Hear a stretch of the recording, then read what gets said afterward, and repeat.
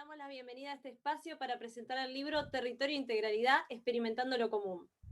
Saludamos a los autores, autoras, evaluadores y públicos en general, amigos, amigas, que nos acompañan.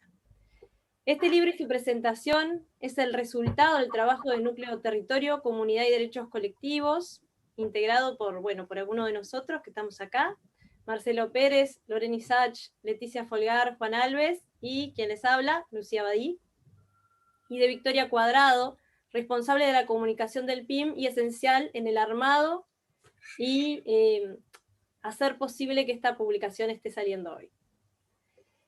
En esta hora y media de actividad aproximado que vamos a compartir, la idea es poder hacer una presentación del libro a cargo del Núcleo Territorio, seguido por una presentación-comentario a cargo de nuestros comentaristas invitados, Eugenia Boito y Humberto Tomasino, para luego dar espacio a un debate, intercambio de preguntas, etc. Bueno, hoy tenemos dos invitados muy especiales con nosotros y voy a presentarlos a continuación. Eugenia Boito es licenciada en Trabajo Social y en Comunicación Social, magíster en Comunicación y Cultura Contemporánea por la Universidad Nacional de Córdoba y doctora en Ciencias Sociales por la Universidad de Buenos Aires. Es directora del Instituto de Estudios en Comunicación, Expresión y Tecnologías de la UNC y el Consejo Nacional de Investigaciones Científicas y Técnicas. Ha participado en múltiples intercambios con el PIM, tanto ella como su equipo, y hemos tenido la suerte de tenerla en persona por estos lares. Y más recientemente nos hizo el honor de escribir el prólogo de este libro. Humberto Tomasino es veterinario, magíster en extensión rural, doctor en medio ambiente y desarrollo. Fue coordinador del área de extensión de veterinaria y es exprorrector de extensión de la UDELAR durante 2 periodos entre 2006 y 2014. En un periodo fermental para la extensión crítica en nuestra universidad y fundamentalmente para la creación del PIM, tanto en su gestación como en la coordinación de su implementación y desarrollo. Es uno de los principales referentes de la extensión tanto en nuestro país como a nivel latinoamericano, docente de múltiples cursos de grado, posgrado, conferencista y panelista por el mundo. Mirá, Humberto, la presentación que te estamos haciendo. Es actual co-coordinador del Grupo Claxo de Extensión Crítica, Teorías y Prácticas en América Latina y Caribe, y fue además parte del equipo de evaluadores de este libro. Es un placer, por lo tanto, tener a ambos hoy en día como comentaristas.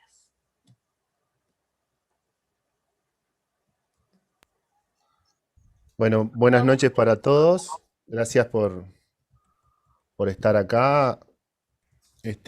Siempre es bueno preguntarse por qué hacemos las cosas, ¿no? Sin que esto nos paralice, nos congele.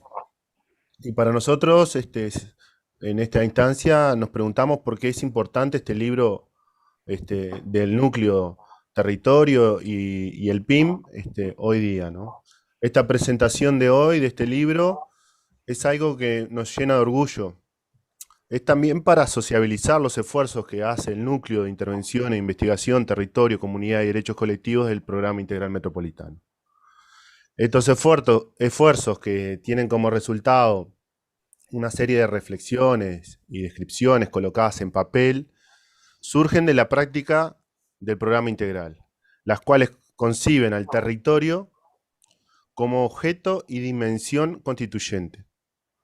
Prácticas que se hacen charlando y caminando con quienes nos rodean y acompañan incansablemente en las diferentes tareas que realizamos, en diálogo con las organizaciones sociales y las y los vecinos, también con compañeros y compañeras docentes de otras facultades, institutos y escuelas. Ya nos mostró Paulo Freire que nadie se educa a sí mismo, nos educamos entre todos, mediando con el mundo, con el territorio, con el barrio. Nos pensamos en colectivo para emanciparnos en colectivo. El libro intenta en este sentido reflexionar sobre las prácticas para volver a ser de un modo diferente, en un sentido dialógico, que permita el crecimiento y acumulación que surge de la práctica integral en territorio de un programa de este tipo. Tiene la búsqueda expresa de generar material de reflexión teórica y conceptual en conjunto con otros.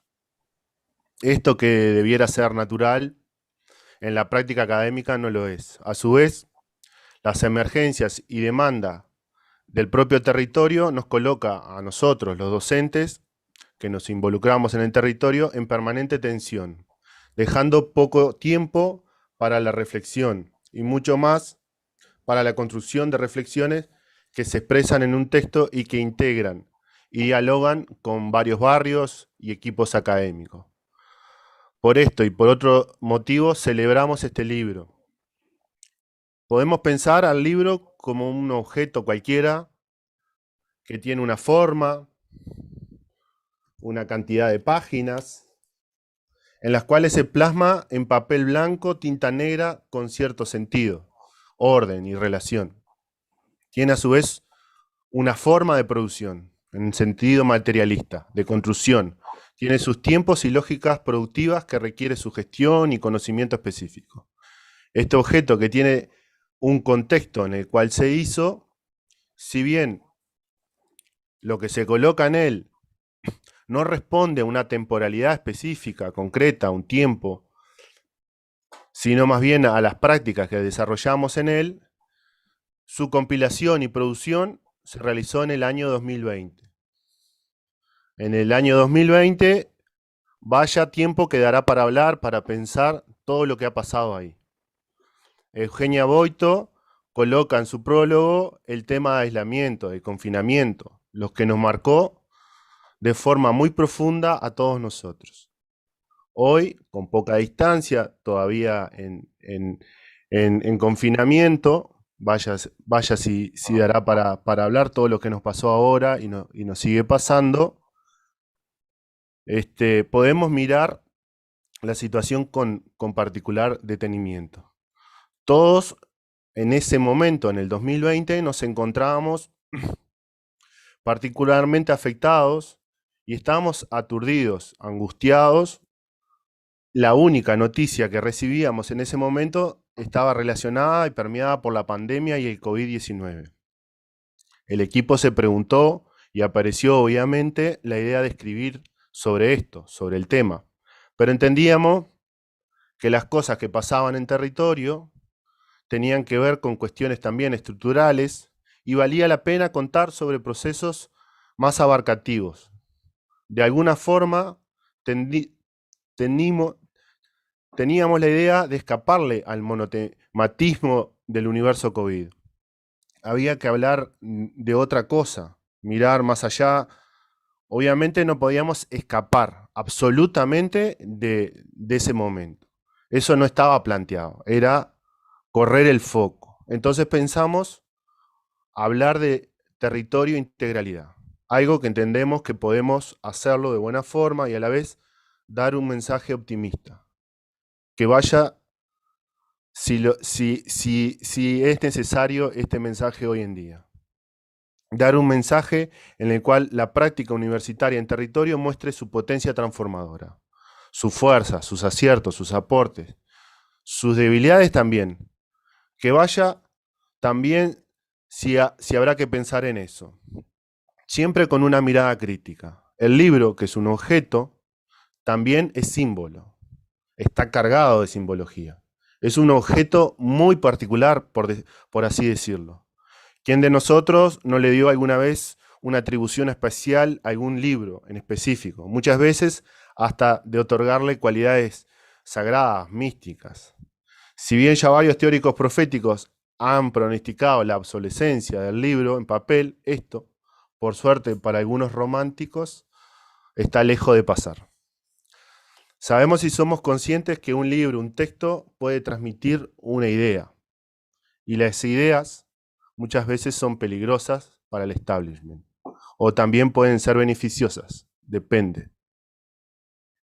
No sé si conocen el texto de Fahrenheit 415, escrito por Ray Bradbury. Ahí se relata un mundo controlado por un poder que se encarga por medio de los bomberos de quemar todos los libros que se encuentren. Y así eliminar cualquier forma de conocimiento, idea o amenaza. Controlar las mentes. En ese mundo existe un grupo de resistencia que se dedica a memorizar y compartir las mejores obras literarias. Más allá de la ficción, conocemos que varios ejemplos en nuestra realidad fueron en ese sentido. También queremos plasmar una idea. El libro, denominado Territorio e Integralidad, Experimentando lo Común, presenta un conjunto de artículos que presentan al territorio y las prácticas del programa integral y al núcleo específicamente con una mirada, con una posición, el cual se reafirma en él. No somos ajenos a nuestras prácticas, nos concebimos también parte del mismo y por tanto asumimos nuestras subjetividades, nuestras miradas, nuestros puntos de partida. Tampoco entendemos que nuestro marco, nuestra mirada nos obstaculice para discutir y reflexionar científicamente o nuble nuestro juicio. Para nosotros, este libro tiene varios significados y aportes. Para empezar, es el primer libro del núcleo como tal. Sus fortalezas particularmente residen en que nos permite acumular esfuerzos de todo el equipo para presentar diferentes prácticas y trabajos que se vienen realizando. Cada artículo presenta información valiosa, datos y conceptualizaciones sobre territorio construidos con distinta información cualitativa y cuantitativa, alojando las reflexiones y posicionamientos de un conjunto de docentes y estudiantes de distintos servicios universitarios que trabajan en conjunto y en articulación con el PIM. Nos muestra lo que sucede en el territorio que abarca el PIM, un pedacito de la ciudad que funciona como referencia a nivel metropolitano, ya que las cosas que suceden son parte de un todo y de una dinámica metropolitana mucho más compleja, más dinámica. Así los diferentes artículos publicados en este libro van aportando sus miradas y reflexiones. Por ejemplo, en el primer artículo, Aguiar y Borrás refieren a las desigualdades territoriales en función de características socioespaciales relevadas en el municipio de F en relación con el resto de Montevideo y su área metropolitana. Estos temas luego se conectan con los diferentes artículos que los siguen, como el surgido en el marco del consultorio de vivienda, donde Alves, Anzalone de los Santos, Esteves, Lombardo, Mesones, Pérez y Barín abordan la precariedad habitacional del territorio. Los siguientes artículos incorporan la dimensión simbólica de las formas de habitar y construir territorialidades barriales. Isach, Folgar, John da Fonseca y quien les habla analizan los territorios de Malvin Norte y Punta de Rieles enmarcados en la práctica del EFI Habitar, mientras Folgar y Baldastri analizan la incidencia y uso de tres plazas en Malvin Norte en el marco de una pasantía. Por su parte, Chavarría, Rodríguez, Soto, Pérez y Ríos, en el marco del EFI Interdisciplina, Territorio y Acción Colectiva en Flor de Maroñas, realizan un abordaje conceptual en torno a los espacios públicos barriales y a sus transformaciones, a partir de la intervención de la Intendencia en la Plaza Flor de Maroñas y de la construcción del complejo cultural Crece. Burgueño y Sach hacen dialogar las prácticas lúdicas y artísticas colectivas dentro de la unidad penitenciaria número 6 de Punta de Rieles, con la generación de territorialidades, en un trabajo contextualizado en el EFI Prácticas Lúdicas y Artísticas. El artículo de Con, Guibú y Moreira sistematiza una práctica realizada en el EFI Pedagogía Política y Territorio, a través de mapeos en kilómetro 16, integrando de manera reflexiva el marco teórico de derecho a la ciudad. El octavo y noveno artículo presentan dos temas que toman la dimensión ambiental. El artículo de Sosa y Alves da cuenta de los residuos sólidos urbanos y su clasificación, colocando a los y las clasificadores como actores relevantes en el proceso y la problemática de la basura. Por su parte, el artículo de Aguiar, Hernández, Esganga, Camacho, Isat, Parrilla, y otra vez quien les habla, coloca y describe las prácticas en 4 espacios de intervención del EFI Paisaje, en los cuales se pensó en conjunto con actores de territorio, paisajes, espacios de calidad, que pudieran articular como bien social común, dando cuenta de un déficit urbano que atraviesa el territorio PIM. Más allá de los datos, el libro nos brinda discusiones y reflexiones significativas, tanto como aportes teóricos conceptuales. Ningún proceso es estanco, y hay dimensiones sociales e históricas que todo el tiempo están operando y que deben poder ser analizadas a lo largo del tiempo.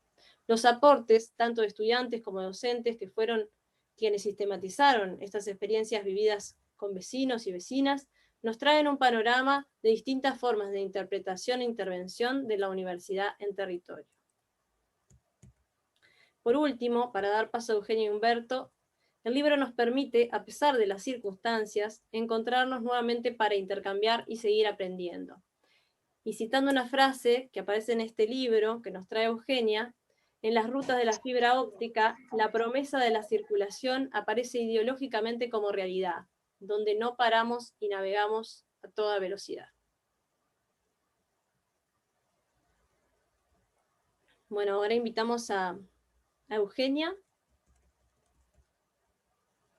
Bueno, buenas noches a todos y todas. Realmente me siento muy halagada de que hayan pensado en mí al momento de prologar el texto. He disfrutado de la lectura de cada uno de los artículos. Y tenía pensado decir algunas cuestiones y seguramente me voy a ir por otros lados, pero me voy a mantener en el espacio-tiempo como es ahora la nueva modalidad del estar juntos y el estar separados, ¿no? Recién voy a empezar por algo que dijo Juan que me parece sumamente interpelador, es porque me parece que no es menor pensar que estamos viviendo un tiempo de confinamiento que lleva ya su tiempo y que ha implicado que vayamos reorganizando esto que seguramente tenía otra dinámica en otro espacio-tiempo, ¿no? Nuestra vida cotidiana convulsionada y transformada. Entonces, como bien decía Juan, que en un principio, en su libro que se fue haciendo en el 2020, fue un intento de correr el oído y la mirada a la exposición fanática de contar día a día el avance de una pandemia, esto se pudo hacer porque había experiencia y trabajo colectivo previo. Eso se pudo hacer porque había vínculos de docentes y estudiantes, de pasantes, de vecinos que eran preexistentes, ¿no?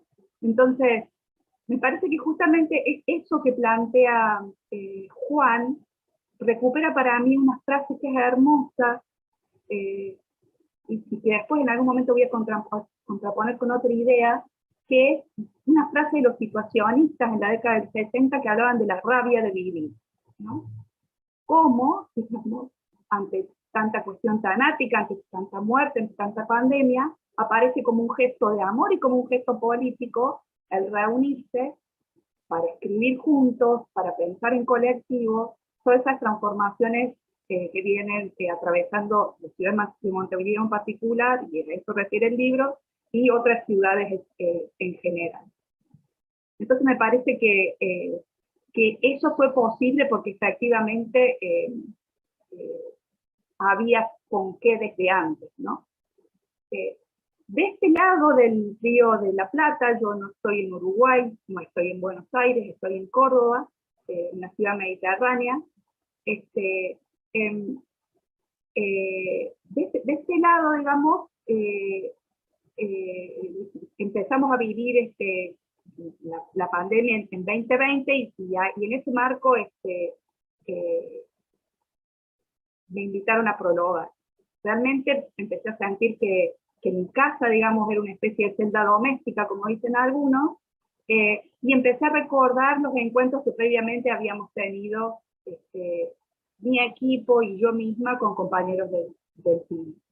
Entonces, desde este lado del río, digamos, quiero decir que para mí siempre fue digno de ponderación y de valoración positiva, cómo desde la universidad y desde el fin se logra hacer una articulación muy interesante sobre docencia, investigación y extensión.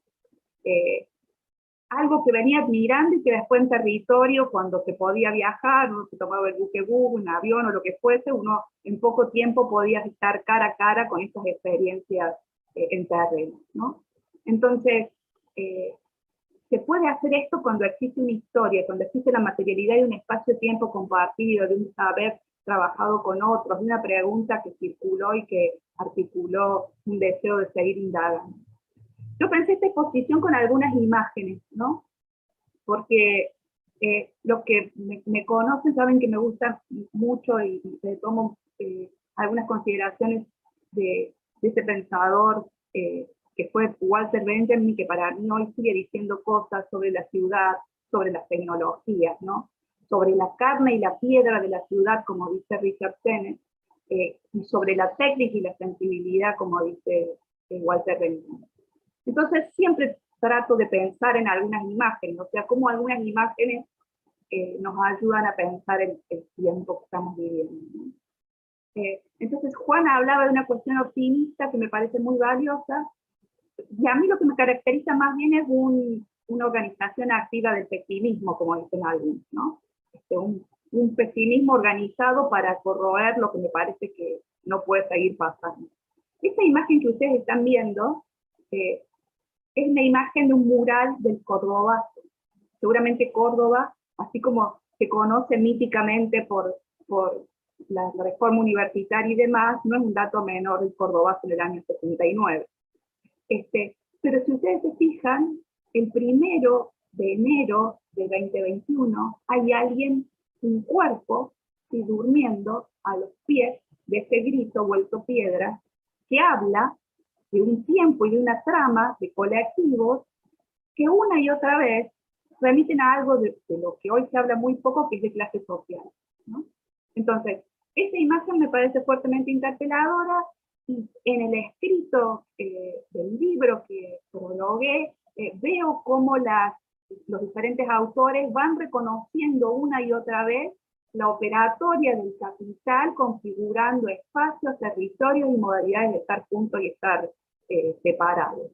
Porque por más que no querramos verlo, una y otra vez me parece la reconfiguración de la sociedad como sociedad fuertemente clasista y la dinámica de segregación y expulsión urbana nos está interpelando, casi como tirando agua en la cara para despabilarnos, ¿no? Entonces esa foto la quería compartir porque me parecía como un símbolo, ¿no? Como un símbolo que en algún sentido arden significaciones interpelándonos a todos nosotros que vivimos en ciudades y que antes de la pandemia ya nos habíamos habituado a caminar como por círculos de encierro, ¿no?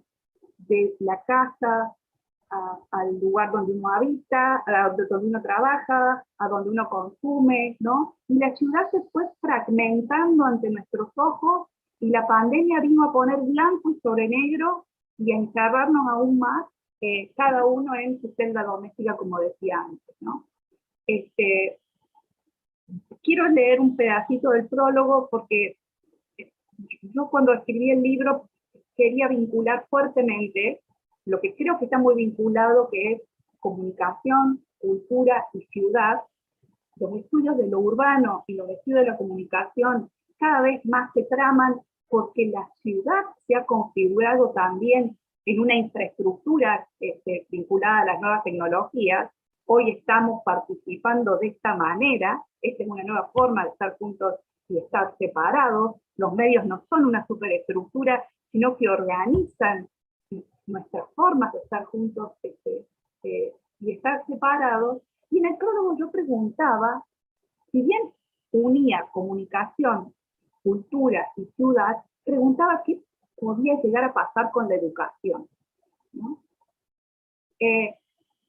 Y creo que, y por lo menos en la experiencia, digamos, de este año que venimos teniendo en pandemia, la tecnología ha dejado de mostrar o aparecer como un fetiche, porque creo que una y otra vez hemos podido ver en las aulas virtuales que el proceso de desagregación y de pérdida, digamos, de posibilidad educativa es un desafío que no podemos cerrar los ojos ante eso.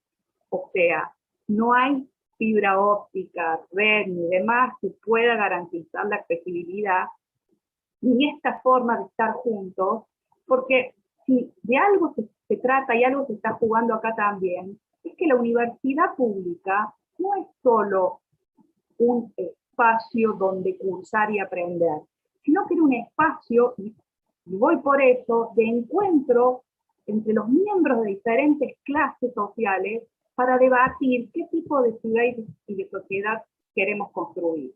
Cada uno en su cuadrado, cada uno en su casa, mediando por las tecnologías, es mucho más difícil que podamos pensar formas de emancipación, aunque la crudeza de la expulsión y la segregación se manifieste de manera pornográfica. Entonces mi pregunta en este prólogo era por la educación, ¿no? Después de un año en pandemia, creo que esa pregunta sigue haciéndonos pensar que no somos youtubers, que no queremos ser youtubers, y que efectivamente los libros se huelen, como decía Juan. Los libros se tocan, los territorios se huelen, se caminan, uno conoce con todo el cuerpo, uno no es una cabeza parlante como se está configurando ahora la tecnología, uno huele, hiede, camina, escucha, y todo nuestro cuerpo está aprendiendo de una manera muy veloz a reconfigurarse y olvidar. Me parece que ahí hay una apuesta, y el libro lo que hace, trayendo experiencias preexistentes, juntando y reuniéndose para pensar, e invitándonos a quienes no estamos cerca, pero hemos estado cerca de otro lugar, a leer con libertad y con placer este texto. Bueno, son formas de hacer circular un aire fresco ante tanto aire viciado. No sé cómo andaré con el tiempo, pero para mí, digamos, la frase situacionista de la rabia de vivir tiene como muchas formas, ¿no?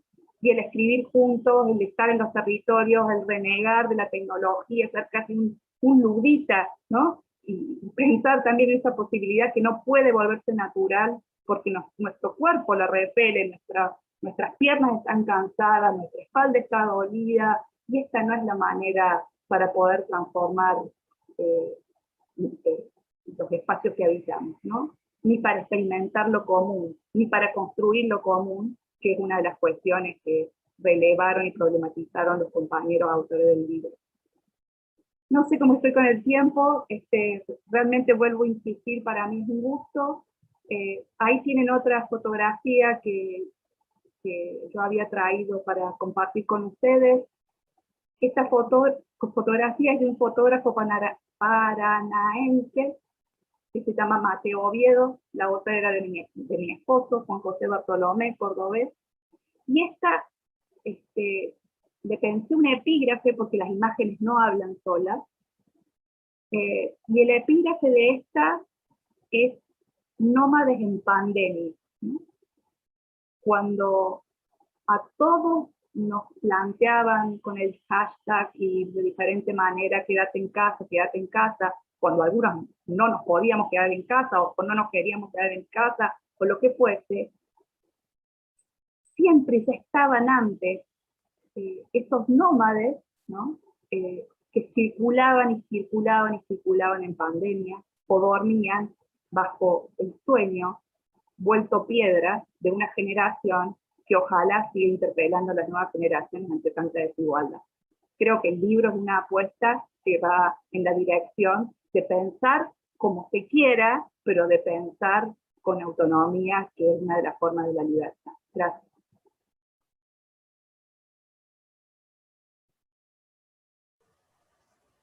Muchas gracias, Eugenia. Bueno, Humberto, te invitamos a que... Bueno, muy contento, la verdad que muy contento y muy agradecido. ¿Se escucha bien? Pregunta que hemos hecho 1000 veces estos últimos tiempos. Bueno, muy agradecido. Realmente es un honor para mí poder estar comentando este libro que produce el PIN junto con los barrios. La verdad que me hizo muy feliz poder recorrer los barrios de nuevo, ¿no? Aquellos barrios que recorrimos hace más de 10 años, con muchos compañeros, compañeras que están ahí, y bueno, a veces volvemos, ¿no? Y me acordé de esa frase, de esa parte de esa canción de Sabalero, qué lindo es volver al pago. Yo me siento como volviendo al pago, ¿no? Cuando se ha dejado el alma, ¿viste? Y yo estoy sintiendo eso, ¿no? Cuando leí el libro volví a ese pago, que es el pago de los afectos de los barrios. Vi que está Aldo ahí, uno de los vecinos con los cuales trabajamos. me resultó maravilloso, le mando un abrazo muy grande. Probablemente haya algún otro vecino, alguna otra vecina. Bueno, esa es la maravilla de un programa que trabaja en un barrio, que construye con los vecinos sociedades reinventadas, al decir de Freire, universidades populares como inéditos viables. Bueno, eso es el PIN. Y bueno, estoy súper agradecido. La verdad que son muy generosos los compañeros, compañeras en haberme invitado y agradezco mucho. Espero estar a la altura del libro y del team y de este maravilloso equipo que ustedes tienen. Bueno, ¿cómo hice la lectura?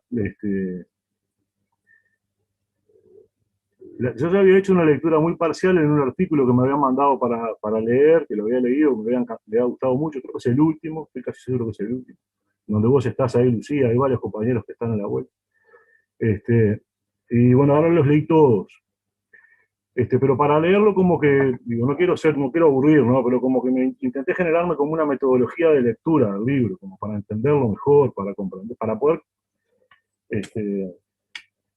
entender por dónde va el PIN en los últimos tiempos, que yo, bueno, estoy lejos, entonces, bueno, entenderlo por ahí. Entonces, digo, bueno, hay algunas cosas que me va a gustar mirar, que me va a importar mirar, entonces fui con algunas categorías a mirar, ¿no? Bueno, fui con la idea de, bueno, ¿cómo producen diálogo de saberes con los vecinos? ¿Están trabajando esa idea? ¿Cómo la están trabajando? Entonces me pregunté como grandes ambientes de indagación, ¿no? Un ambiente de indagación era cómo trabajaban. Y bueno, ¿cómo trabajan los equipos con el barrio, con los barrios? ¿Con quiénes trabajan? Esa era otra cuestión, ¿no? Dentro de los campos de indagación que me iba a permitir la lectura. ¿Para qué trabaja el PIN? ¿Para qué la universidad en el barrio, ¿no? Esas cuestiones fueron como las guías, grandes preguntas que me permitieron ir avanzando. Y después otra de las cosas que quería ver era, bueno, cómo eso funcionaba a nivel de toda la propuesta de integralidad que hemos venido haciendo, que es muy vieja. Y ahí no estoy de acuerdo con los compañeros que dicen que tiene 10 años esta idea. Esta idea arranca mucho antes, allá arranca en la década del 40, en la década del 50. Después eso hice una retrospectiva de la integralidad y el territorio. Arranca fundamentalmente en las plantas pilotos del 57 y 58. Tiene mi edad eso. Está viejito el tema. Entonces hice una retrospectiva. Espero poder llegar a presentárselas, ¿no? Como cuáles son los saltos cualitativos que ha dado el territorio y la integralidad, que son cuestiones que van de la mano, ¿no? Están completamente en correlato, ¿no? La territorialidad, la territorialización, la desterritorialización y reterritorialización de la universidad, ¿no? Con la integralidad. Son cuestiones que son como ineludibles, totalmente interconectadas. Bueno, eso si llego lo voy a plantear después. Bueno, entonces, después me pregunté cómo funcionaba esto de la integralidad, que eso lo habíamos trabajado bastante, sabiendo que tiene una historia muy, muy de larga data, y ahí me pregunté, bueno, ¿cómo se articulan las funciones? En estos trabajos, ¿qué tipo de articulación de funciones hay? ¿Cómo se construye la interdisciplina? De nuevo, ¿cómo se construye el diálogo de saberes? Que era una cuestión pero ahí pensado más a la interna de los equipos docentes estudiantiles, ¿no? ¿Cómo se construye el diálogo entre estudiantes y docentes ahí? Me interesaba ver cómo lo habían trabajado en los equipos. Me interesaba trabajar cómo funcionaba el tema de la curricularización. ¿Cómo se curricularizaba? Si se asignaban créditos. Bueno, todas esas cuestiones me llevaron a hacer una lectura en la cual esas eran como las grandes categorías, emergentes, conceptos, que eran como el foco de la lectura para todos los artículos. Y entonces fui como descubriendo tensiones ahí, ¿no? Que los equipos traían. En forma, no todos traen todas las tensiones, pero hice como una revisión de las tensiones que tienen que ver con estos ámbitos de análisis y de indagación. Esa fue la metodología que me planteé. A mí me sirvió, no sé, espero que este ejercicio les pueda servir a ustedes. Entonces yo digo, ¿qué tensiones encontré en el cómo trabaja, en lo metodológico? Que claramente es teórico, no es solamente metodológico, es una cuestión teórico-metodológica. Bueno, ¿qué cosas encontré en tensión? en articulación que muchas veces tiene como contradicción, muchas veces tiene como simbiosis y sinergia. ¿Qué tensiones hay? Hay una tensión entre diálogo de saberes y talleres de consulta, que aparecen en varios proyectos, trabajos. Aparece una tensión entre extensión crítica y asistencia por parte de los equipos, ¿no? De dónde pararse, cómo pararse, qué coherencia conseguir ahí, ¿no? Coherencia como esa virtud de achicar la distancia entre el discurso y la práctica. Bueno, cómo los equipos lo traen eso. Hay cuestiones bien interesantes ahí. Hay una cuestión particular de un trabajo en donde hablan de asesoramiento situado, ¿no? Creo que es el trabajo de los compañeros ahí estás vos, Cecilia, me parece. Y ahí en todos hay muchos compañeros, compañeras muy queridos. Ahí hablan, dicen, bueno, ¿qué es eso del asesoramiento situado? ¿No? Que disputa con el asesoramiento profesional clásico. Ahí hay una disputa, hay una tensión, ¿no? Que plantean los compañeros.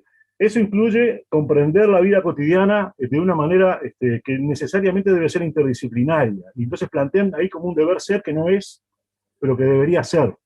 Es como un inédito viable, ¿no? La construcción de ese asesoramiento situado, interdisciplinario, en diálogo con los vecinos y las vecinas a la hora de pensar hábitat, a la hora de pensar la reestructura de sus viviendas. Después, varias tensiones con respecto al cómo, ¿no? Y vinculado con esto, procesos de autogestión o procesos de consulta. ¿Por dónde pasa el trabajo de los equipos? ¿No? Y ahí aparecen los para qué, ¿no? Asesorar o generar procesos de autogestión y, bueno, y sabiendo que es un término bien complejo, de empoderamiento, la idea esa de Freire, ¿no? De la educación popular como motor de la gestación de poder popular. Bueno, eso como me parece que aparece en varias discusiones de los equipos, que está bueno tenerlo siempre presente. Aparece una discusión interesantísima en algunos artículos, pero sobre todo en uno, entre la concepción de metodología participativa y metodología cualitativa.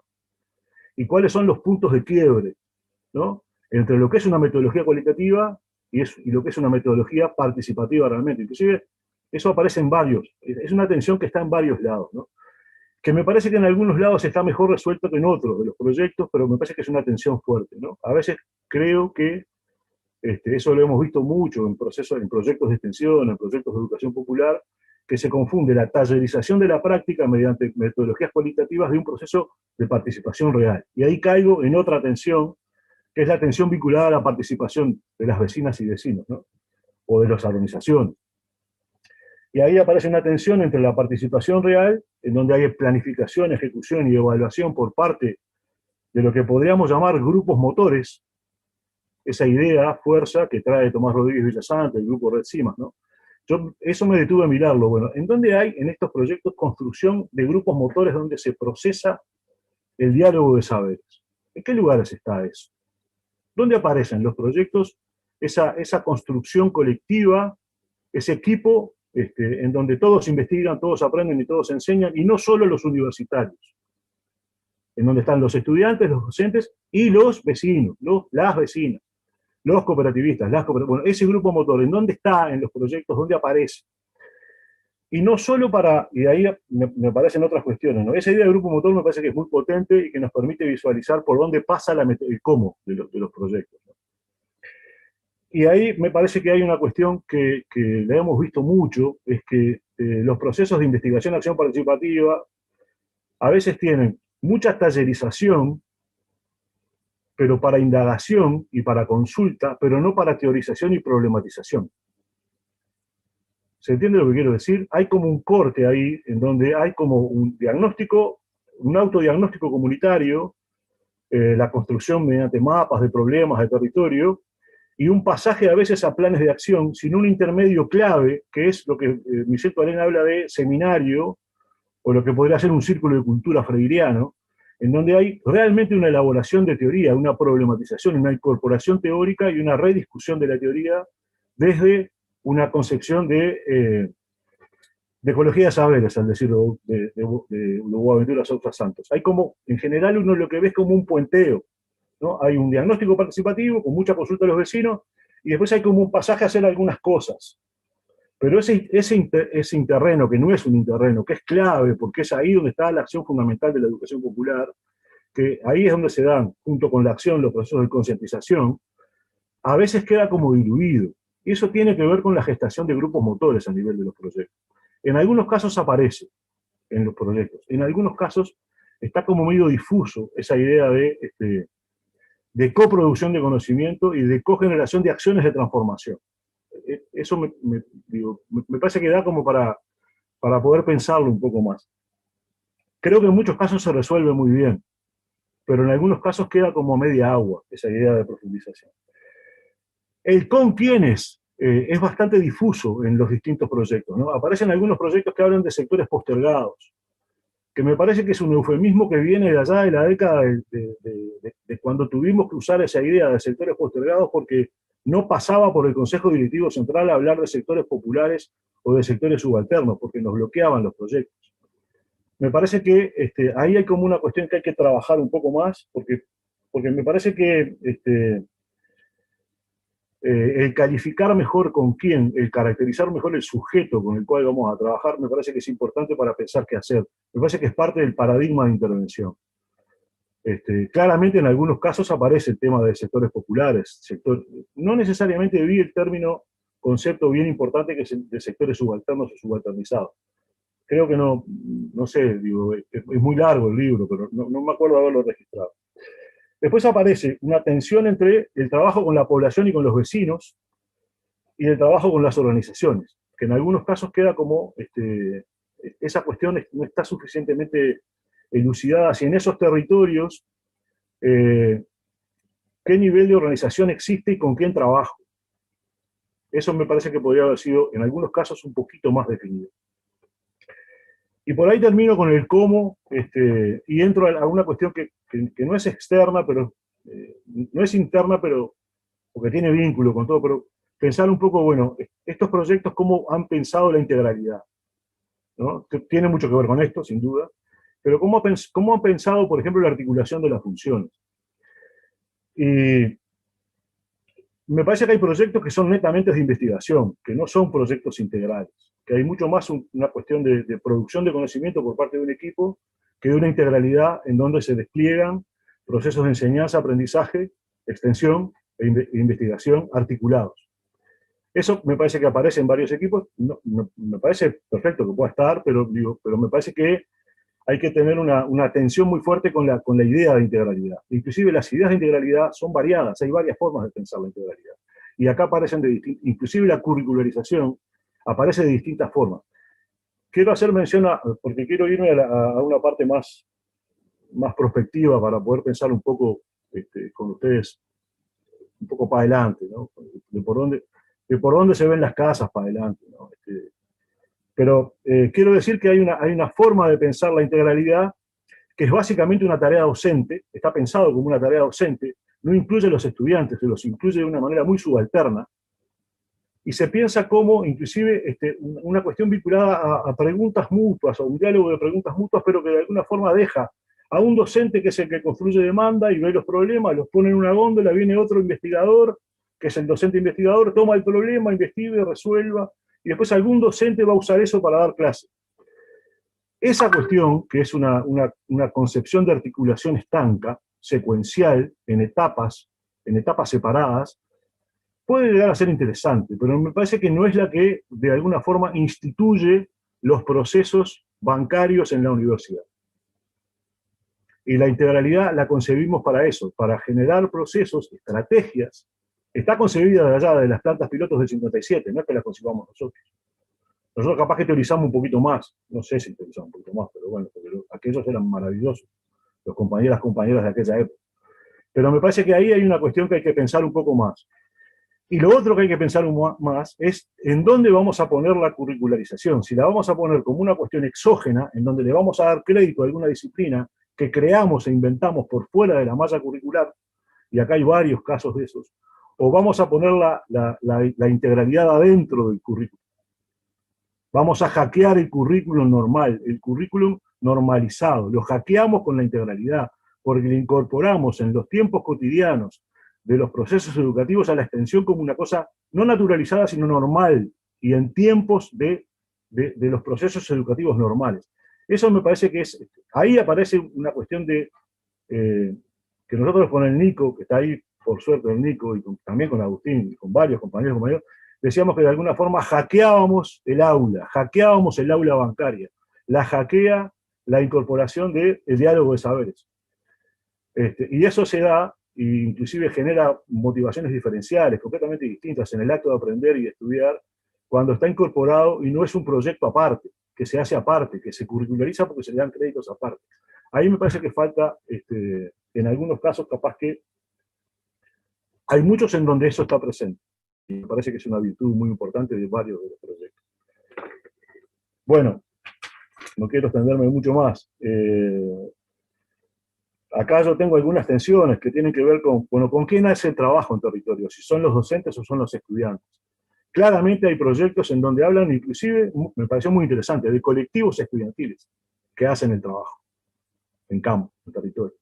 Eso habla claramente de que la extensión no es un acto docente, es un acto básicamente estudiantil. Debe ser eso, acompañado por equipos docentes. Porque si no, nos transformamos en algo así como una ONG.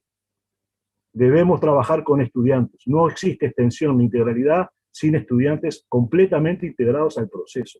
Y eso muchas veces queda como atrás. Investigan docentes, hacen acciones de extensión algunos docentes, y los estudiantes son como un apéndice al proceso de trabajo. En muchos casos de estos proyectos está muy bien resuelto esta idea del trabajo docente y el trabajo estudiantil en forma equilibrada, en forma pertinente en los dos niveles. Bueno, y termino con esta idea que se me generó cuando estuve leyendo. Todo esto tiene el sentido de pensar una universidad popular, una universidad que de alguna forma repiense la sociedad, que la transforme radicalmente. No tiene otra razón. Formar intelectuales anfibios, al decir de Maristela Svampa, formar jóvenes, compañeros, desde procesos de integralidad que les permitan comprender radicalmente la realidad y ponerse a transformarla en forma colectiva, participativa. Bueno, esas cuestiones que tienen que ver con territorio e integralidad arrancan en la Universidad de la República, tal vez arranquen en las universidades populares de la década del 40, pero a mí me parece que hay como un antecedente muy importante que es la década del 50 al 57, y son las plantas piloto urbanas, suburbanas y rurales. Ahí hay un antecedente muy importante de la universidad desterritorializándose y reterritorializándose en territorio y gestando procesos de enseñanza, investigación y extensión con estudiantes en territorio. Ahí hay un primer salto cualitativo, para mí, por lo que yo pude estudiar del proceso de la universidad nuestra. Creo que después los planes de estudio de medicina y los planes de estudio de IEMBA de alguna forma son como también espacios muy interesantes de territorialización, pero básicamente de ruptura con la formación bancaria. Pero aparece el APEX, que para mí es el segundo gran salto cualitativo que vincula territorio con formación integral. Claro está, hay una disciplina acotada al área de la salud, eso el mismo Carlevaro, cuando nos juntábamos, inclusive hablaba maravillas del PIN porque decía, ustedes tienen una interdisciplina completa, decía. Y lo planteaba, y lo dijo cuando visitó al PIN junto con Carrasco y con Casina, en oportunidades de haberle hecho aquel homenaje en 2009, bueno, lo decía claramente Carlevaro esto, ¿no? Creo que hay un segundo salto cualitativo que es el APEX, en donde el territorio es enseñante, ¿no? El medio como enseñante. Y aparece un tercer salto cualitativo que se da con el PIN, pero no solo con el PIN, que viene de la mano de la gestación. Está en el ámbito de la segunda reforma universitaria, estoy terminando. Viene de la mano de la gestación de los CENURES, de los centros universitarios en el interior. Ahí hay de alguna forma una desterritorialización de la universidad, con algunos problemas. Ahí tenemos compañeros que conocen bien el tema. Eso lo hablaba con el Nico el otro día, de la importancia de los PREP y de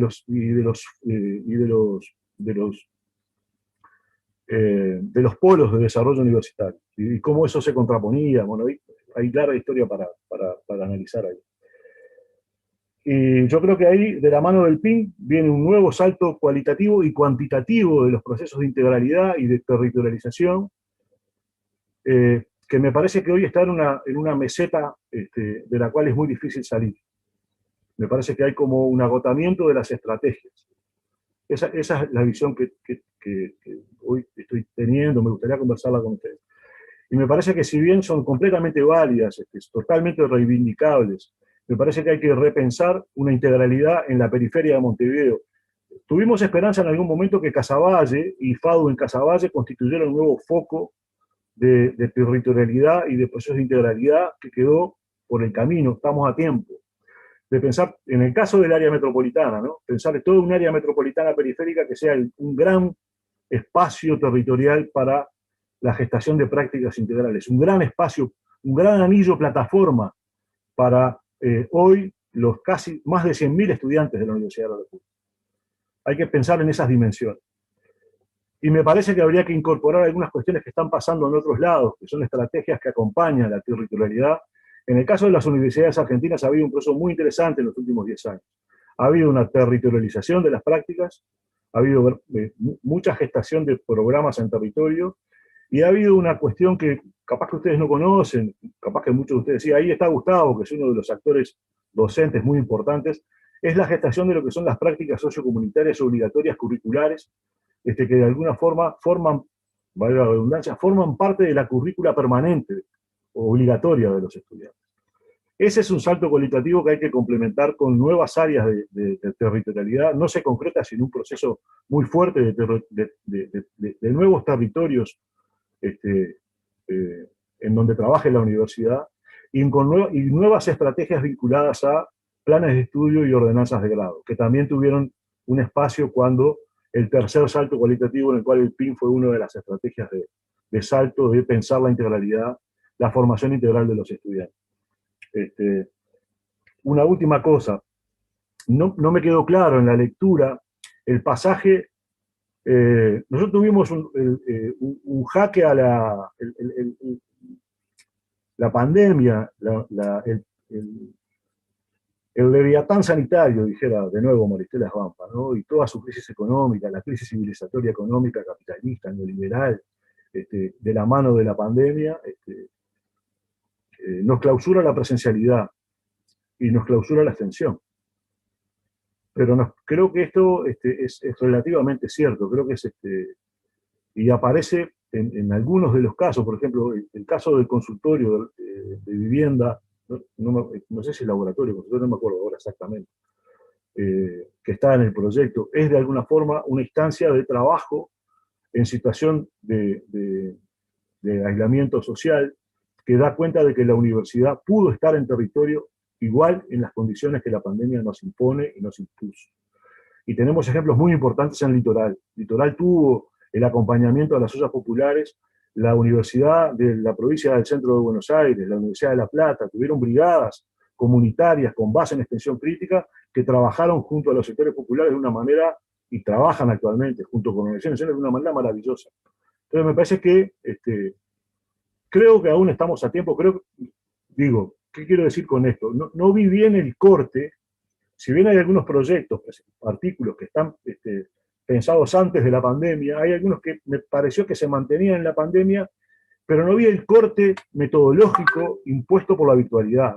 Eso no está como claro. Capaz que los compañeros que escribieron desde un antes de la pandemia, pero todas estas cuestiones que trajo la compañera prologuista, no me acuerdo el nombre ahora, Eugenia, que son fundamentales de pensar, ¿no? La virtualidad y todos los aspectos, a nivel social, económico, cultural, bueno, cómo impactaron en la extensión. Eso, bueno, claro, capaz que es otro libro, pero no me quedó claro el corte, ¿no? De cuándo los equipos retomaron metodológicamente en función de la pandemia. Yo me quedé muy feliz en leer todas estas cuestiones, y las críticas vinculadas a tensiones las hago intentando problematizar. Si bien puede caer como una crítica, es una crítica muy amorosa, muy amorosa. Que la pensé con mucho cuidado, con mucho cariño, con mucho amor, y esto dicho así, ¿no? A este proyecto del cual yo fui parte y sigo siendo parte, que me formó como universitario y que me hizo soñar en una universidad popular. Entonces, bueno, quedé quedé muy contento, muy feliz de que sigan produciendo, de que sigan pensando, de que sigan trabajando, de que sigan soñando y trabajando junto al pueblo, ¿no? Siendo trabajadores universitarios al servicio crítico de nuestro pueblo.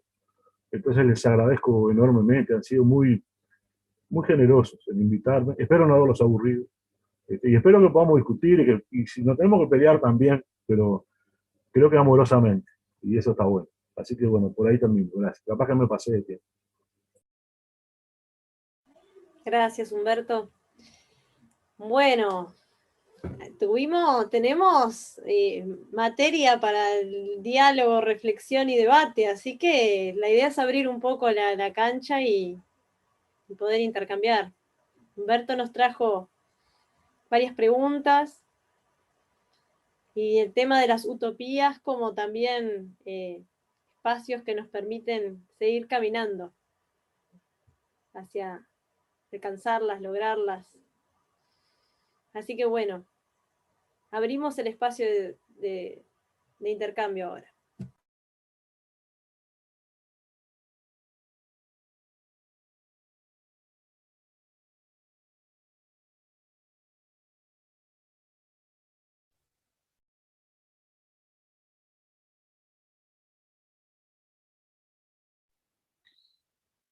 Lu, capaz que es decirle que quiera hablar, solo que prenda el micrófono y ya está. Ahí Fernando está levantando la mano.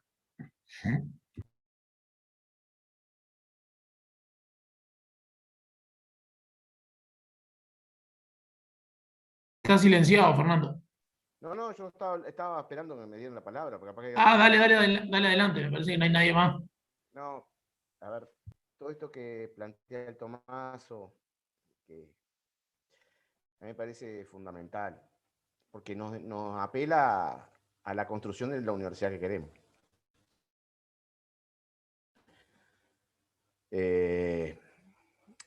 Creo que eso tenemos que ponerlo en la discusión de nuestros planes de estudio, de las carreras, de trabajo con la gente, porque si no, podemos ir para cualquier lado. Yo creo que hoy estamos en un punto de inflexión y creo que la comparativa que hizo el Tomaso entre lo que son las universidades de Argentina y lo que está ocurriendo en la universidad, por lo menos a algunos nos interpela.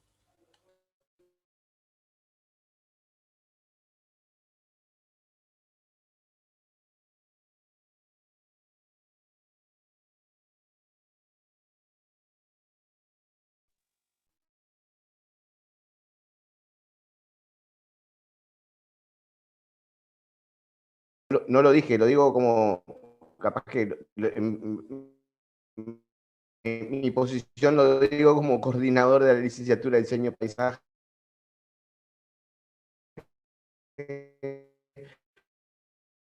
Pero capaz que está bueno decirlo por ese lado. Y también como...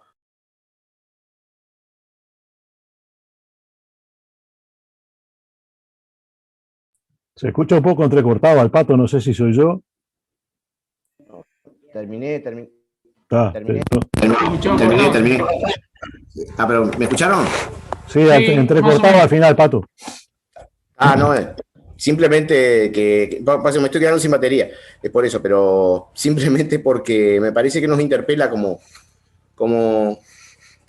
universidad en algunas cosas y de cómo estamos construyendo y qué universidad estamos construyendo, lo que planteas, Tomás.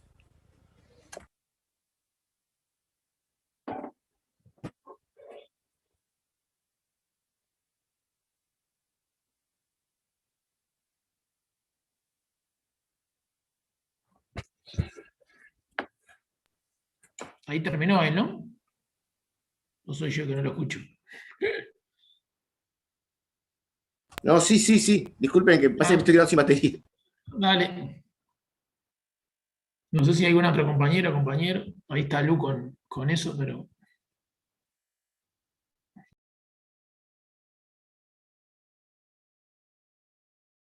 Es micrófono abierto.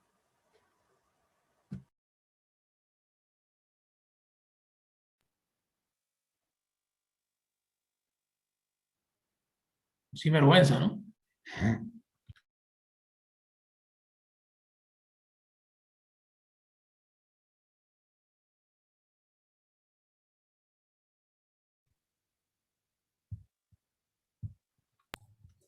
Aprovecho para pasar el chivo de que el texto está en papel en la casa PIM ahí y va a estar en digital abierto en la web del PIM.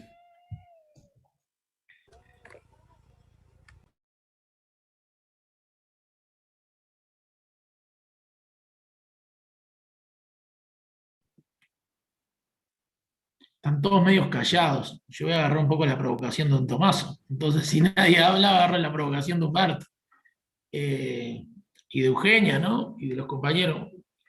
A ver, hay como 2 o 3 cosas que me parece que son importantes. Capaz que después hay muchos acá autores y autoras, hay muchos evaluadores y evaluadoras, acá varios, y hay otros compañeros de ruta que no están en el libro, pero con los cuales compartimos muchas de estas cosas. Así que está bueno. Me parece que la provocación, entre comillas, del Tomaso, con ese cariño y esa agudeza, es recogible o es de alguna manera comentable por cualquiera de los que estamos acá. Incluso hay compañeros como Gustavo de Mendoza y de otros lugares que vale la pena escuchar y demás. Yo me voy a quedar con solo una cosa, que de lo que dice Tomaso tiene varias cosas. Me parece que una es la integralidad y cómo pensarla, otra es la pandemia y lo que cambió o no, y otro es como de alguna manera cuáles son las construcciones de utopía posible. Ahí va a tomar el término de Lefebvre, ¿no? Que habla de utopía posible, utopía experimental. Y, y lo que me parece que tienen en común es el contexto de trabajo o de producción, a veces se dice en la academia, ¿no? ¿Cuál es el contexto real de producción? Y me quedo pensando de que de alguna manera lo que esperamos, o el deber ser de lo que esperamos, y el ser tienen una distancia tremenda, ¿no? Y en esa tensión me parece que transitamos este tiempo. Me parece que tenemos una vara bien alta y después tenemos condiciones de producción que son bastante adversas. Por lo menos yo la vivo en el cuerpo de esa manera, ¿no? Entre condiciones bastante adversas de producción y una vara muy grande. Entonces, a veces como que caemos en ahistoricismo, ¿no? O atemporalidades todos, ¿no? Pensamos con la idea del momento feliz o de los momentos que teníamos mejores condiciones, por sacarle lo simbólico, mejores condiciones de avance objetivas y subjetivas, y las queremos transmitir en un contexto que a veces es de resistencia de la misma manera. Entonces hay un problema ahí, me parece a mí, que tiene que ver con los contextos de producción. Y yo siento que eso hace un tiempo en la universidad pública, las universidades públicas, el contexto de producción está tirado porque la integralidad se da de bruces con la mayoría de las cosas que funcionan como premio y zanahoria para nosotros, ¿no? Hoy nosotros, la gran planteo que nosotros nos hicimos hace unos años en el PIN fue la conexión, cómo conectar mejor con la investigación y nuestras formaciones de posgrado, y en parte eso tiene respuesta con lo que nos exigen o que esperan que hagamos, y por el otro lado nosotros vemos la extensión y las prácticas integrales, la posibilidad de que lo que hagamos tenga sentido, y tenga sentido para nosotros y para el pueblo, o colabore a eso. Y eso está en tensión. Me parece que la resolución no está clara, no creo que se resuelva. Es más un movimiento dialéctico que lineal. Más que tendencias, son movimientos que están enfrentados. Y hoy estamos en una etapa donde parte de los compañeros que sumamos en el camino, en ese estar tirados, me parece que ganan los que les permiten reproducir su capacidad de vida, su capacidad de trabajo y demás. Entonces esto es muy importante porque no es lo mismo pensar escenarios de avance con un contexto de producción donde muchos están de acuerdo y quieren impulsar un proyecto que cuando los que impulsan el proyecto son menos, ¿no? Esto es muy, muy sencillo y es un tema de acumulación de fuerzas en pos de una idea y unas prácticas. Y entonces las prácticas se vuelven ahí. Lo otro que me parece un contexto de producción también distinto, el Tomaso lo trae bastante con los estudiantes, y siempre lo ha dicho, es coherente el lugar de los estudiantes, también tiene un contexto de producción muy distinto. Una cosa es el contexto de producción de cuando las prácticas integrales o antes los programas integrales se propiciaron, y otro fue lo que sucedió ahora. Y uno, como docente, puede trabajar con lo que hay y pedagogizar, pero no puede inventar lo que no existe. Y si no tiene un movimiento estudiantil, no tiene colectivo estudiantil en esta etapa que te impulsen, que te provoquen, que te hagan ir más allá, es probable que el docente, incluso el más radical, tienda también a veces a reproducir parte de la situación, porque está hackeado por las lógicas que decía antes. Eso me parece muy importante. Y lo otro es el contexto de producción en los barrios. Y está Aldo por ahí, no sé si es que se tenía que ir, no sé si está todavía Aldo por ahí. Creo que está ahí Aldo haciéndome dedito para arriba. Tiene que ver con los barrios. Yo creo que no es menor el cimbronazo de la organización y la capacidad organizativa populares, y en ese sentido hay dos contextos de producción. Uno, el de los 12 años del PIN con progresismo y con una vivencia contradictoria del campo popular, a veces de simpatía y a veces de oposición al progresismo, y otra la que se empezó en el caso uruguayo a partir del año pasado con la vuelta de sectores directamente que podemos calotear de conservadores, de derecha, o como le queramos decir.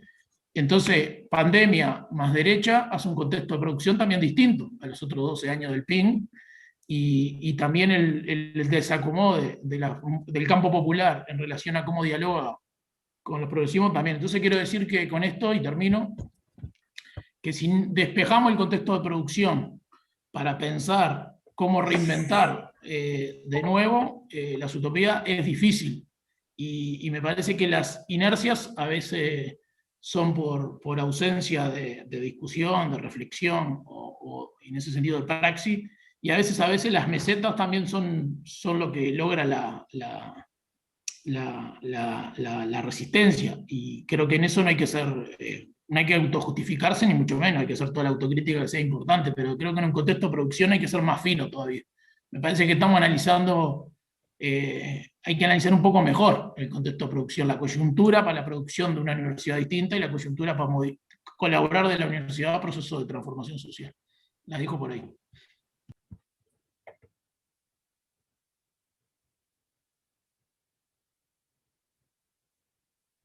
Dale, Alicia, dice Luque, micrófono abierto, así que habla. No. Bueno, buenas tardes, noches casi. Bueno, gracias a todos, a todas, a Eugenia y a Humberto, particularmente por las presentaciones, a los compañeros del PIM, sin lugar a dudas, por hacer posible, digamos, el libro y hacer posible este encuentro, ¿no? A mí me parece que, alguna de las cosas que a mí me dispara, algo de las cosas que se fueron diciendo, es como, yo creo que está bien esto que plantea Marcelo ahora, ¿no? Que tiene que ver con el tema de las condiciones de posibilidad, que de alguna manera hace como a la necesaria lectura de coyunturas para ver cuál es como el campo de fuerzas en el que nos movemos, digamos, ¿no? Ahora, a mí me da la impresión, sobre todo pensando en estas tensiones que plantea Humberto, y que yo creo que daría cualquiera de ellas como para más que, ¿no? Para profundizar, que a veces, o por lo menos yo tengo como la necesidad de pensar en clave de procesos. Yo creo que partiendo como de algunas premisas que me parece que, o intencionalidades, ¿no? O principios, o llamémosle como queramos llamarle, en las cuales me parece que es relativamente, no digo que sencillo estar de acuerdo, a mí me parece que sería bueno como poder trabajar más, cuando digo trabajar, digo intercambiar, ¿no? Discutir, conversar, dialogar, aprender, ¿no? En relación como a la complejidad de los procesos. Yo creo que los procesos tienen el carácter de los procesos que tienen lugar en toda su complejidad para poder desarrollar esto que llamamos, o estas distintas formas de concebir la integralidad, a mí me parece que hace como necesario, no sé, me parece que disculpen, me parece que se hace como necesario hacerle lugar a eso. Porque si no, puede llegar a suceder que quede como en clave de una cuestión como de voluntariedad, de claridad conceptual o de condiciones de posibilidad. Y a mí me parece que los procesos son realmente altamente complejos. Eso por un lado, eso como un comentario ahí como para... El otro que tiene que ver con el tema de el tema de la curricularización de la extensión, ¿no? Bueno, Humberto decía, la extensión es un acto estudiantil. No hay extensión si no hay estudiantes. Yo comparto totalmente como el lugar de la formación, digamos, y el sentido que tiene la extensión en los procesos formativos. Lo que me parece que ha pasado, y quizás el tema de la curricularización de la extensión también ha provocado algo de eso, es que muchas veces la extensión se confunde con las prácticas estudiantiles, y los docentes hacemos extensión porque supervisamos esas prácticas. Entonces, ahí me pregunto como cuál es el lugar del docente o de los docentes en esos procesos, digamos, ¿no? En donde necesariamente tiene que estar los estudiantes presentes. Eso también digo porque para mí ha habido o hay un problema que es precisamente de la ausencia de los docentes en los procesos de extensión, porque la extensión la hacen los estudiantes. Entonces me parece que eso es como... Y la última cosa, no me quiero extender más, es que piensan, la pregunta es para todos, para todas, pero bueno, Humberto y Eugenia, sobre todo, que fueron acerca del lugar del Estado, acerca del lugar de los otros estados, ¿no? Porque nosotros también somos el Estado, acerca del lugar de los otros estados, digamos, en los procesos de extensión. Nosotros yo creo que somos un actor más en los territorios. Y bueno, y eso es parte, me parece, también de la complejidad. Eso nada más que como comentarios, digamos, para seguir como disparando la discusión. Gracias.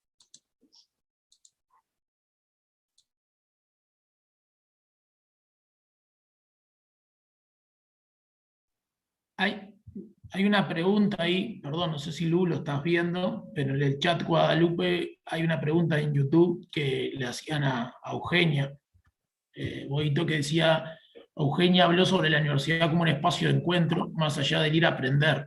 En ese sentido, ¿qué estrategias se llevan adelante para crear ese espacio de encuentro en la virtualidad? Pregunta esa. Y después pregunta otra cosa. No digo para que lo respondas ahora, si querés, pero solo porque, como hay gente en YouTube, la manera que tiene de opinar es a través de la pregunta. Quiero decir varias cosas, porque me parece que fue como muy interesante todo lo que... el encuentro virtualizado que compartimos, ¿no?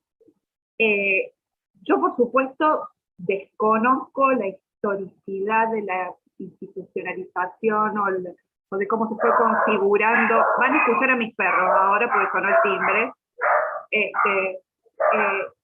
Las especificidades de la historia de la extensión en el vecino país, que yo desde mi lugar siempre he admirado. Empiezo por eso, ¿sí? En términos comparativos, porque uno no hace más que mirar la propia experiencia, perdonen, pero bueno, esta es la celda doméstica, uno mira su propia experiencia y compara. Entonces, por un lado me parece muy valioso contar con la posibilidad de encuentro entre generaciones sobre cómo se ha ido redefiniendo los escenarios, los actores, los roles de la universidad, etcétera, etcétera. Entonces digo, que ustedes cuenten con esta posibilidad de generación en generación, de encontrarse para ver cómo ha variado la coyuntura, pero también cuestiones estructurales, me parece valioso. Como algo también que no sé si nosotros tenemos, o le damos la entidad que yo considero que es muy valiosa. Ahora, para una situación de pandemia,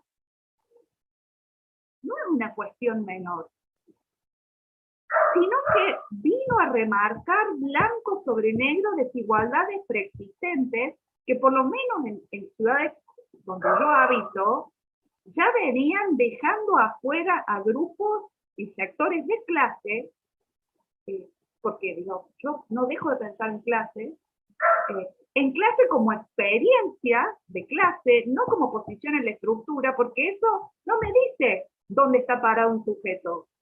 ¿Qué piensa, qué siente, qué actúa un sujeto? Es su experiencia de clase y es una experiencia cultural que me parece que la pandemia vino a mostrar que la mercantilización de la vida y la mediatización de la vida, donde también está la educación, ya venían corriendo aceleradamente, ¿no?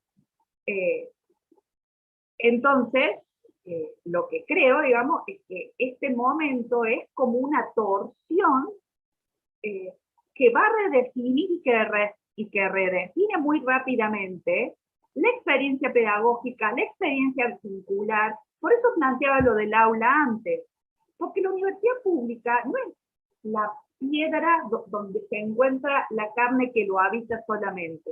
Es un espacio de posibilidad de encuentro cuerpo a cuerpo con otro para pensar las posibilidades de emancipación en un contexto donde el neoliberalismo viene también de abajo. Eso no lo podemos negar.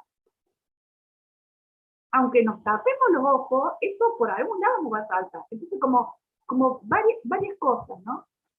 Me parece valioso poder establecer diálogos críticos de generación en generación. Me parece valioso abrir la escucha a experiencias que son muy disímiles, como las que puedo tener yo desde mi lugar, y las que tienen ustedes, que sigo, y me parece, como digo, muy valiosa. Ahora, vuelvo, yo siento, y esto lo planteo provocativamente, que esta situación de pandemia, que esta virtualización de la educación, que este pedido muchas veces de cierta youtuberización de los docentes para poder seguir estando casi transformados, como decía antes, en una cabeza parlante, es un debate que tenemos ya. A ver, en Argentina ya tenemos la ley del teletrabajo, así que a mí me dicen que soy de una disciplina teórica, esta va a ser mi forma de vincularme. Bueno, esto es tremendamente estético y político. Estético como manera de plantear la cercanía y la lejanía de los cuerpos, y político porque estamos separados. No hay forma de estar juntos. Entonces ahí me parece que hay, yo digamos, a mí me traumatizó, si quieren, para decirlo así, groseramente. Para mí fue un cross a la mandíbula. Un cross a la mandíbula que puso muy claro qué pasa con la trama asociativa y de cuidado. O sea, yo valoro mucho que los sujetos se encuentren juntos para resolver cuestiones alimentarias en un contexto de catástrofe, pero tenemos más de ¿cuántos años de democracia? Y no estoy adorando el significante democracia. ¿Cómo puede ser que el programa alimentario en mi país, que era para la emergencia post-dictadura, siga teniendo 30 años? Ahora, hay generaciones de nuevos estudiantes que eso no lo ven, porque el capitalismo se ha hecho carne y hueso. Por eso yo creo que eso es una cuestión que tenemos que discutir en el marco de un horizonte progresista. El capitalismo se ha hecho carne y hueso. El agua se paga, cotiza en bolsa, ¿no? Entonces, me parece que es el desafío. Yo no sé cuáles serán los posibles que podemos construir y cuánto tenemos que destruir y deconstruir de nuestra propia sensibilidad cuando todo se va mercantilizando naturalmente y todo se va mediatizando. Entonces, yo no quiero discutir, digamos, cómo va a ser la educación en la virtualidad. No quiero virtualidad. No quiero virtualidad como lugar, con una ley de teletrabajo aprobado, que naturalice que esta es la forma porque soy de una disciplina teórica. Están todos locos, porque no hago una vacuna. Soy de una disciplina teórica. El problema de la pandemia es una vacuna, y se soluciona con una vacuna, ¿no? Bueno, eso, la verdad, yo comparto mis sensaciones y mis reflexiones, muy feliz de estar con ustedes, y de que se den el espacio y tiempo de encontrarse entre generaciones y pensar para actuar. Porque esto no es un delirio intelectual, sino ni qué hacer con un presente que urge, ¿no? Bueno.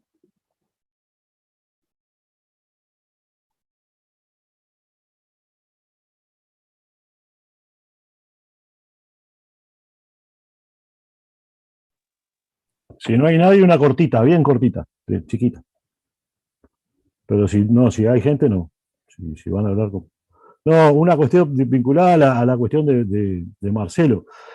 A mí me parece una visión medio coyunturalista pesimista, tu visión. Yo estoy de acuerdo con eso que vos planteás.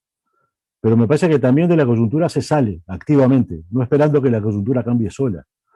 Y me parece que estos equipos, estos grupos, tienen una cuestión muy importante de reencantar procesos. No de vanguardizar procesos, no digo eso, pero sí de reencantar procesos a través de prácticas como la que aparecen en el libro. Entonces, a mí me parece que yo comparto con lo que vos, yo lo tenía anotado para plantearlo, al final no lo planteé, lo que vos decías, pero me parece que las coyunturas de baja, me hizo acordarlo, el contexto global de la sociedad, los niveles de lucha de clase de la sociedad, los niveles de conflictividad están adentro de la universidad, son parte de la sociedad. Los niveles de antagonismo que tiene la sociedad están adentro de la universidad, eso lo hemos visto históricamente. A veces hay desfasajes, desanclajes, pero eso es así. Ahora, yo creo que desde adentro nosotros también podemos contribuir, en un adentro que no es adentro, que es un adentro didáctico, ¿no? Podemos contribuir a través de algunas prácticas que son bien interesantes, como las que aparecen acá, como las que aparecen en el PIN, como las que aparecen en el APEX, a salir de la meseta. Yo no creo que hay que esperar que la meseta se desarme sola. Me parece que hay que activamente, yo capaz que mi visión es muy optimista, ¿no? El optimismo de la voluntad, ¿no? Sabiendo que el pesimismo de la inteligencia, a mí me parece que a vos te pesa más el pesimismo de la inteligencia y a mí me pesa más el optimismo de la voluntad. Me parece que hay que ver cómo intercambiamos esas cuestiones gramscianas tan maravillosas, ¿no? Pero a mí me parece que hay cosas para hacer y no esperar que la coyuntura y que el proceso de producción cambie. Que hay que intentar cambiarlo ese proceso de producción. Y creo que acá hay elementos interesantes para hacerlo. Hay herramientas interesantes para hacerlo, que se han producido históricamente, que tienen compañeras y compañeros formados en proceso de formación, en proceso, como decía Alicia. Y después, capaz que después, todos podemos intentar responder la pregunta de Alicia. Yo creo que sí, hemos trabajado mucho con políticas públicas, Alicia, como parte de un Estado del cual somos parte. Lo que sí me parece que lo que no podemos ser, como no lo fuimos en el progresismo, por lo menos en el PIN, polea de transmisión de la política pública vigente, salvo que estemos de acuerdo, salvo que haya un paradigma de intervención semejante, pero no automáticamente. Yo creo que sí que hay que trabajar en políticas públicas, inclusive en esta coyuntura hay que trabajar en política pública, hay que estar ahí como estuvimos cuando salió el plan Juntos y estuvimos en la cabañita trabajando junto a Aldo y con todas las vecinas y vecinos y con los técnicos del plan Juntos. Me parece que eso ya lo hemos hecho.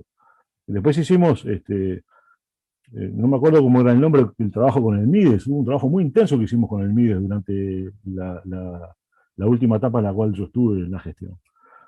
Tenemos experiencia bien importante de trabajo con políticas públicas. Lo que no podemos ser, desde un margen de autonomía muy importante de nuestra universidad, poleas de transmisión de la política de turno.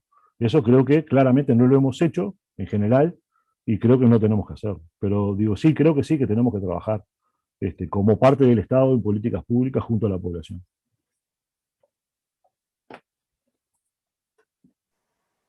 Bueno, muy bien. No sé si hay alguna pregunta más. No estoy mirando asiduamente el chat, estoy muy atenta a toda esta intercambio, discusión, bien rica. Por lo pronto, con los compañeros y compañeras del PIM nos llevamos algunas preguntas que nos van a servir para reflexionar y pensarnos, que es parte de una tarea importante de todos los docentes y docentas de la universidad, también sobre nuestras propias prácticas, porque estamos acostumbrados a pensar con otros todo el tiempo, ¿no? Con estudiantes, con los vecinos y vecinas de las organizaciones, pero también a veces es necesario, y creo que las preguntas que nos trae Tommaso hay mucho de esto, de poder pensarnos en nuestras prácticas también, ¿no? Nuestros abordajes, en la forma de construir. Y intentaremos reencantar procesos y vanguardizar también procesos como nos proponés. ¿Por qué no? ¿Por qué no? Propongámoslo, tengámoslo ahí como meta. Bueno, les agradecemos a todos y todas el intercambio, la discusión, el debate. Y bueno, nos encantaría que tuvieran una copia del libro.